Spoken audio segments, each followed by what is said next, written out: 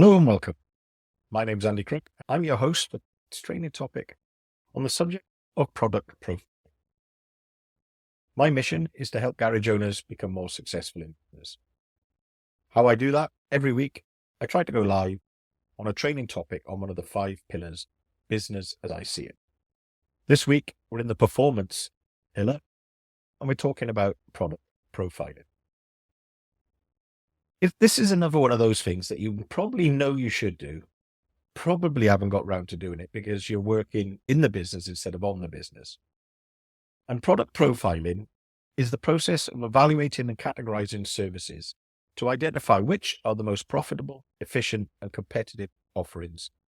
It ensures that the business focuses on the right mix of services to maximize revenue and stand out in the marketplace. But why is it so important? Without product profiling, garages risk offering unprofitable or low-demand services while missing out on high-value opportunities. A well-structured service lineup improves efficiency, enhances customer satisfaction, and strengthens the garage's competitive position. How does it work? I've got a 3-step process with 4 tiers. And what we're going to do, we're going to go through that, or I'm going to explain how I would go through that with a client when working with a garage owner to look at their offers and their service offering to find out what they should be doing more of, what they should be doing better before they add any additional services. And this structured approach ensures that the garage focuses on services that drive growth and improve profitability within a sustainable marketplace. The first thing to talk about are the 3 key steps, and then we'll look at the 4 stages within them. So we need to look at service categorization and specialization, which is step 1. Step 2, service profitability and efficiency analysis. And step 3, the service capacity analysis. And those are the 3 steps. And then what we'll do, we'll discuss those in a little bit more detail. And then we'll look at what you can do in terms of creating a service matrix to classify your services. And then once you've got through that, what you need to do beyond to determine what the next steps are. It's great if you have done any product profiling, but it's what you do with the information when you've got it. What are the actionable steps, which is what is the most important bit? Because if we do this work, but we don't do anything with the information, then it was all pointless. We'll go through a bit of that at the end. So without further ado, let's get on with this training topic all about product profile. So the first step is service categorization and specialization.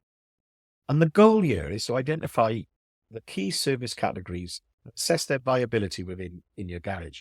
So what we need to do, the first step in service categorization is basically list all services that you offer in your business. Everything that you offer, just make a long list of it.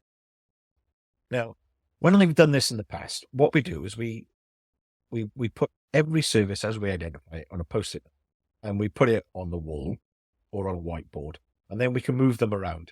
But the first thing you need to do is create a list of all your services. So if you do MOTs, diagnostics, general servicing, general repairs, aircon, wheel alignment, welding, it is just a list of all the things that you do, everything you offer as a service. If you have already broken down everything you offer on some form of garage management software, then you'll already have this list, and that makes it a little bit easier. But if you haven't, that's the first thing you need to do. And then what I ask people to do when we do this exercise, and I think this is a really important step, is to categorize them by type and then slightly by complexity. By type, what I mean is, are they core product offers? Every business has their core products. So if you're a MOT and servicing garage, MOT, servicing and repairs will be your core offer. That's your bread and butter, if you like. That's what you do probably the most of. And then you may, on top of that, add more specialized repairs. So that might be EV repairs, wheel alignment, ADAS, welding, something that's not so run-of-the-mill, that requires extra equipment and skill normally. So that's where the complexity comes in. And then on top of those specialized services, you will probably have what I call add-ons and upsells. And these can be products or services. What we want to consider here in the first instance is mainly services. Now, there may be a product that requires something doing with it. So in this case, so add-ons and upsells could be aircon regas. You might dabble a little bit with remapping, brake skimming, whatever it is. You might then also offer preventative lubricants on top of a service. Now, they're not so much a service, just consider them as upsells as opposed to an add-on. And then once you've got a list of all your services, you can split them on your whiteboard if you're doing it on a whiteboard, or on the wall if you've done it in a post-it note, or if you're using doing this online and using a bit of software. Create your 3 columns for your core, your specialized, your add-ons, or your upsells, and move all of those services into each category. So once you've got them in each category, then what you need to do is analyze the demand for each category based on your past job volume and frequency. So you want to start with your core services when you do this, because this is quite a big task and you probably won't get it all done in one sitting. So the first thing to do is list your services, categorize them by core, specialized, add-on, and then what you want to do is analyze the demand each of the services based on past job volume and frequency. So how many jobs you've done and how often you do, basic. And that will give you some scores. So the next step is service profitability and efficiency analysis. Very next thing we need to do is calculate the profit and efficiency of those services. So step 1 is analyze the profit margin for each service.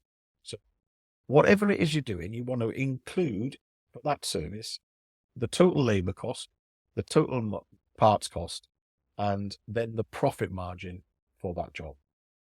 So it's not often easy because you have to start deciding where costs are attributed. And that, as long as it's done fairly, doesn't really matter how you do it. But you don't want to be allocating a labor cost twice, and you don't want to be missing a labor cost. Also, when you look at your profit margins, if you're doing any marketing, include marketing, the cost to acquire a customer for that particular service, if you can break it down at this stage, because it makes everything a little bit easier further down the line. So once you've got your profit margins, you then need to evaluate the service time versus profitability.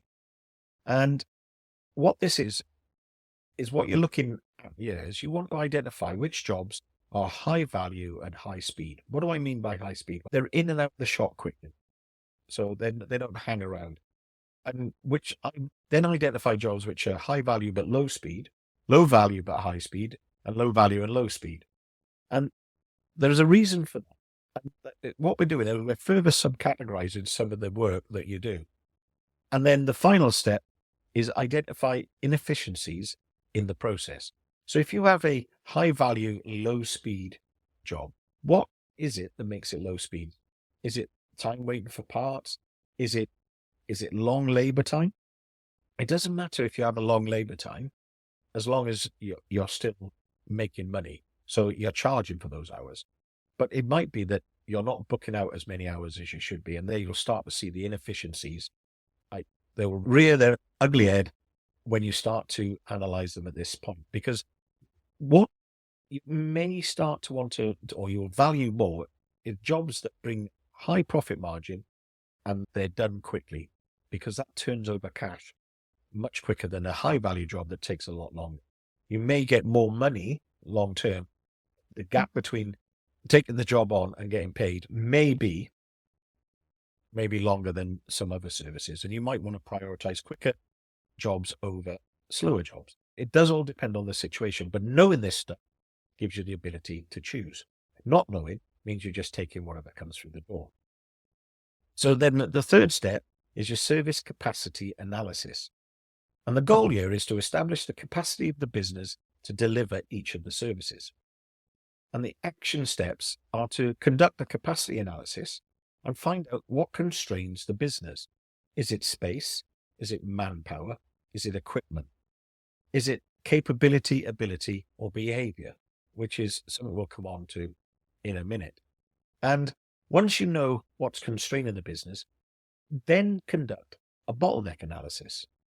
Because if you do have spare capacity, why is it not being utilized? Is it because you don't attract enough for that work? Or is it because you don't convert leads into sales? Or is it because basically you've got an efficiency problem whereby work isn't done quickly enough or within the times allocated to it? You'll understand what I mean when you do the bottleneck analysis. There's often something within the business that can be fixed that can allow you to do more of a certain service and get up to your capacity. And then once you've done that, the last thing you want to do when it comes to capacity analysis is conduct customer analysis. And what I mean by that is estimate the size of your potential customer base. Knowing your market size and knowing whether the market that you're aiming at is a growing market, a stagnant market, or a shrinking market gives you an idea of what we call the TAM, the total addressable market for that service. This is not a small piece of work.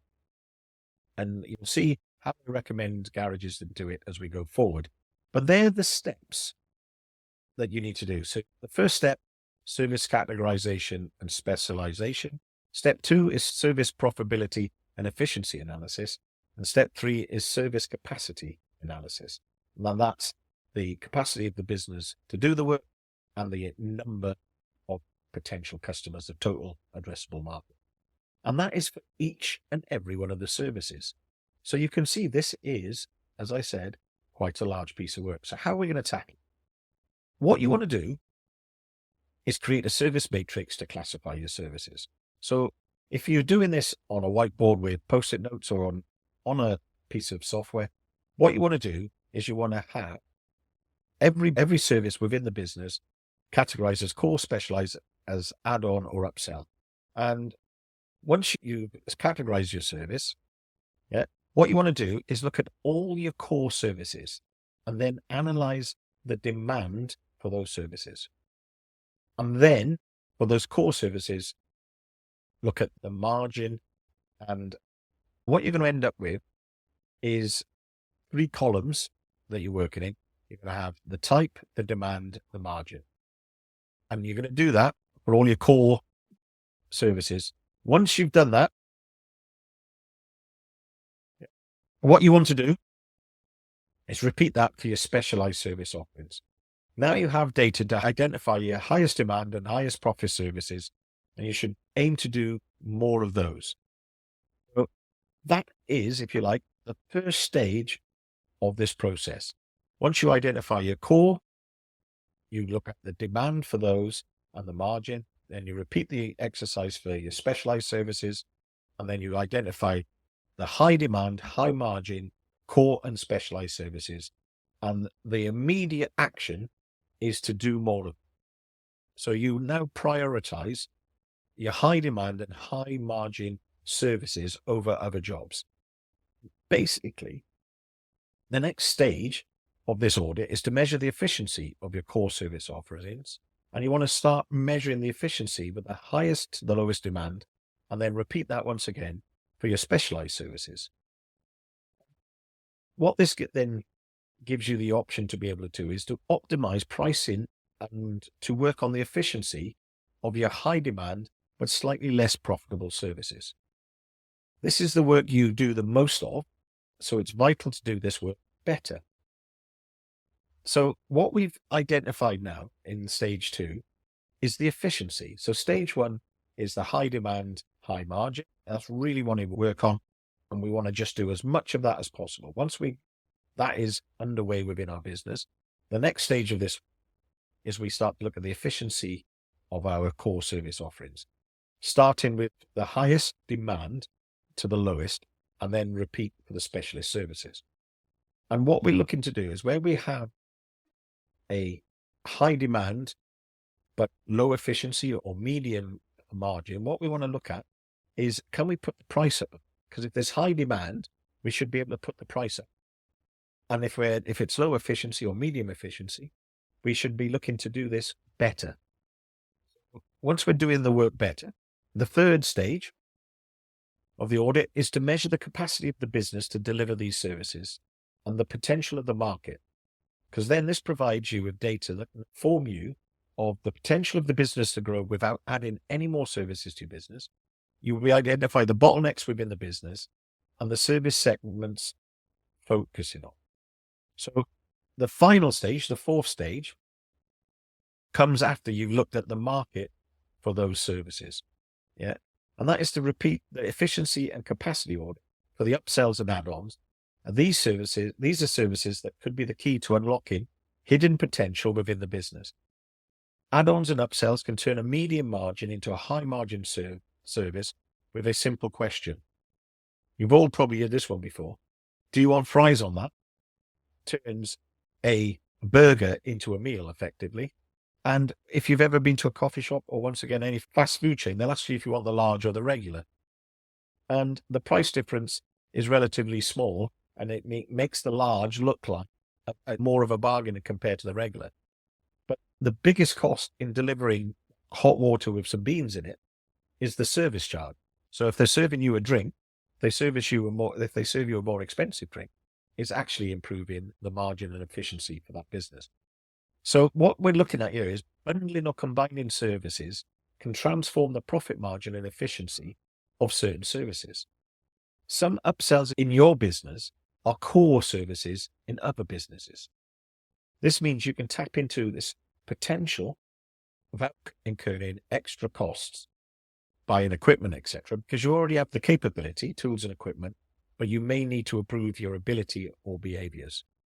If you remember the performance equation, it's capability plus ability times behavior. And that's what results in performance. So product profiling will identify which services to focus on and what action you need to take. Remember that some of your core services are non-negotiable. By doing more of something, you will get better at it. And by doing something better, you will do more of it. Product profiling highlights what you should do more of and what you need to do better. So if you're the first stage of your product profiling for your core and your specialized services, you identify the high demand and high margin services. What action should you take with those services? You should promote and expand those services to capacity. The high demand medium margin, you need to optimize efficiency and price. The high demand low margin, this is what makes you a busy fool. If it's high demand, you can increase the prices. And basically, you just keep increasing the prices until the demand drops, because that means you'd reach the limit for your area for those prices. Medium demand, high margin, you need to market that more aggressively. And low demand, high market is market aggressively as a niche. And then medium demand, medium margin, you would be amazed how many businesses this is where most of their services sit. They're very almost vanilla, if you like, in terms of demand and margin. And this is where mediocrity beckons. If you have a medium demand and medium margin, you need to bundle with high margin add-ons and upsell, as well as market those more efficiently. Low demand and medium margin, you need to bundle or consider removing. And any low demand, low margin services you should consider removing. Remember, you may have some low demand, low margin services that are core services that you provide because they are loss leaders for other things. But you need to consider that once you've done your profiling. And that, in a nutshell, is what you're looking for. You want to know of all your services, what is the demand, what is the margin, followed by, and often the margin and the efficiency are a mirror of each other. So if something's not done very well in your business in terms of how efficiently it's done, it's probably going to affect its margin. And that's where you can start to identify and optimize efficiency and pricing within your business. So once you know what to focus on, you need to assess the size of the market locally, and then later, as you become more successful nationally, and create an environment to maximize the performance of the business to capitalize on the market. So what's this week's Atomic Action? The Atomic Action MBA is basically this in a nutshell. And what you need to do, when I mean by MBA, M stands for more, B stands for better, A stands for additional. And this is what we should always be working on in a nutshell. So if we're going to do product profiling in the short term, over about a month, you want to audit your current service offerings, categorize and analyze the margins. And you only want to do that initially for your core and specialized offers, because it's a big job and you don't want to do everything all at once. And then once you've done that, you then prioritize your high demand, high margin services. And then in the medium term, over the next 3 to 6 months, you're going to start to optimize your marketing for high demand and high profit services until you reach capacity. Simply, you're going to do more of it. And by doing more of it, you will do it better. And then in the longer term, maybe over 6 to 12 months, you're going to start to optimize pricing and efficiency for the high demand and medium margin services. These are basically the services that you probably need to change the pricing or the efficiency behind the scenes. You need to do it better, effectively. And by doing it better, you'll end up doing more of it. And then basically you keep rinsing and repeating this. It's only once you have exhausted the capacity of your business and fully optimize all your current service offerings should you consider adding a service. You already know how to do what you're doing. Before you add any new stuff, make sure you're doing everything you can as well as you can and doing as much of it as you can, especially in the high demand, high margin offers. If I've made you think about your product offering, then I've probably done my job. Remember, what's stopping you is starting, and if you should, you must. Thanks for listening. Take care.